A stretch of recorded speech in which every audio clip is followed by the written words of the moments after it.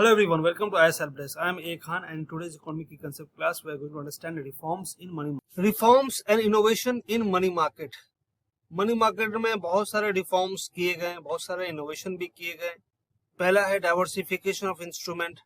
बहुत सारे इंस्ट्रूमेंट लाए गए मनी मार्केट, जैसे मनी मार्केट म्यूचुअल फंड हो गया है ये। दूसरा इंस्ट्रूमेंट हो गया आपका फ्लोटिंग रेट बॉन्ड हो गए।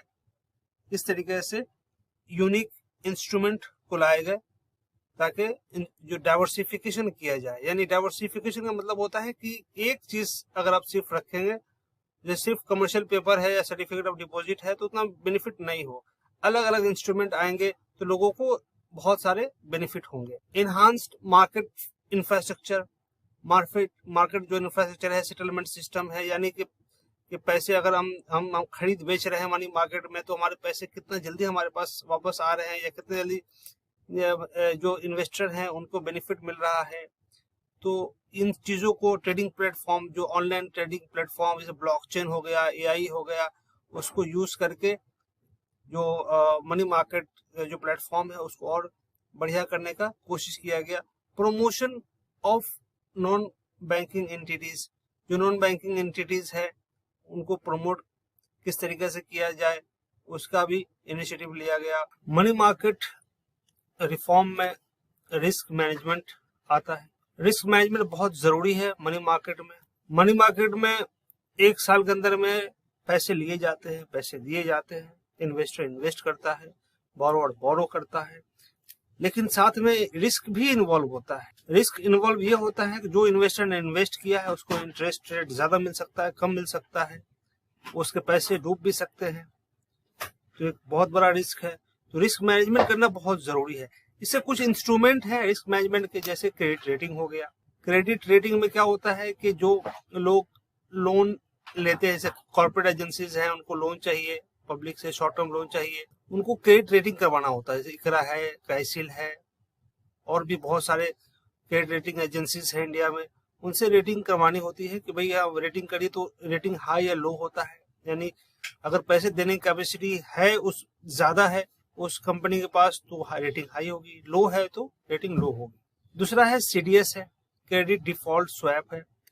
क्रेडिट डिफॉल्ट स्वैप एक इंश्योरेंस की तरह काम करती है। जैसे लाइफ इंश्योरेंस होता है, कभी मिस हैपनिंग होती है तो पैसे फैमिली को मिलता है, उसके लिए उसके अगेंस्ट में प्रीमियम दिया जाता है, हर साल इन्वेस्टर प्रीमियम देता है। सीडीएस उसी तरीके से काम करता है कि अगर इन्वेस्टर ने इन्वेस्ट किया तो उसके पैसे ना डूबे, उसके लिए वो प्रीमियम पे करता है सीडीएस के फॉर्म में, credit default swap.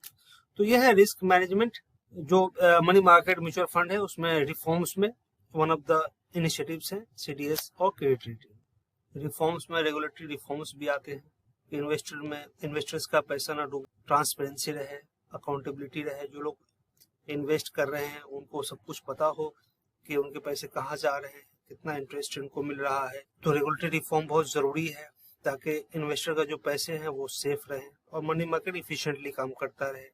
Investor education and awareness, education awareness बहुत जरूरी है, क्योंकि बहुत सारे जो एजेंट हैं मनी मार्केट में वो इस दावे पर पैसे उनसे इन्वेस्ट करवा लेते हैं कि आपको 3 साल में डबल हो जाएगा, 5 साल में डबल हो जाएगा, और पैसे उनके डूब जाते हैं। शारदा चिट फंड का हम जानते हैं, चिट फंड जो शारदा है वेस्ट बंगाल में, वो लाखों करोड़ों रुपए पब्लिक से लेकर वो डूब गई। तो इन्वेस्टर एजुकेशन बहुत जरूरी है कि कहाँ इन्वेस्ट करें, कहाँ इन्वेस्ट नहीं करें। तो ये मनी मार्केट रिफॉर्म में one of the important aspect. Money market reform में ग्रीन बॉन्ड, ईसीजी जो इंस्ट्रूमेंट है वो भी है। आज के डेट में क्लाइमेट चेंज का दौर है, उस दौर में जो इश्यूज हैं वो ये है कि किस तरीके से हम क्लाइमेट चेंज होने से अर्थ को बचा सके, ग्लोबल वार्मिंग से बचा सके। उसके लिए ग्रीन बॉन्ड लॉन्च की जाती है, यानी जो कंपनी जो ग्रीन बॉन्ड में इंफ्रास्ट्रक्चर में जिससे पॉल्यूशन ना हो उसमें इन्वेस्ट करती है वो ग्रीन बॉन्ड कहलाता है। ईसीजी यानी कि एनवायरमेंट, सोशल और गवर्नेंस। एनवायरमेंट भी इसमें शामिल है, सोशल एस्पेक्ट भी शामिल है, गवर्नेंस भी शामिल है। तो इस तरीके से हम क्लाइमेट चेंज को देखते हुए हम ग्रीन बॉन्ड, ईसीजी इंस्ट्रूमेंट का यूज करते हैं। सस्टेनेबल इन्वेस्टमेंट प्रैक्टिसेस, जैसे रिस्क मैनेजमेंट हो गया, इन्वेस्टमेंट डिसीजन हो गए, क्रेडिट असेसमेंट हो गया। क्रेडिट असेसमेंट मतलब कि जो मनी मार्केट जो इंस्ट्रूमेंट हैं वो कितना रिस्की हैं, कितने रिस्क उनमें कम है, ज़्यादा है इंटरेस्ट, ज़्यादा है इंटरेस्ट, कम है, पैसे वापस करेंगे नहीं करेंगे, डिफॉल्ट रिस्क, ये सब चीज़ें सस्टेनेबल इन्वेस्टमेंट प्रैक्टिसेस में आते हैं। मार्केट इंटीग्रेशन एंड कोऑर्डिनेशन, यानी मार्केट जो कैपिटल मार्केट है, अदर फाइनेंशियल सेगमेंट है, उनको जैसे फॉरेक्स मार्केट है, तो मनी मार्केट को किस तरीके से हम फॉरेक्स मार्केट से कनेक्ट करें ताकि और इफिशिएंटली और बढ़िया से मनी मार्केट काम करे।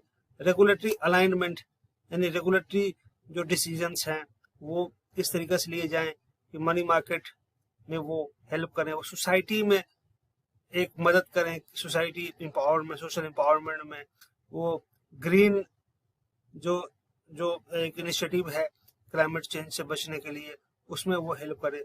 तो ये सब रिफॉर्म्स हैं जो मनी मार्केट में ज़रूरी है।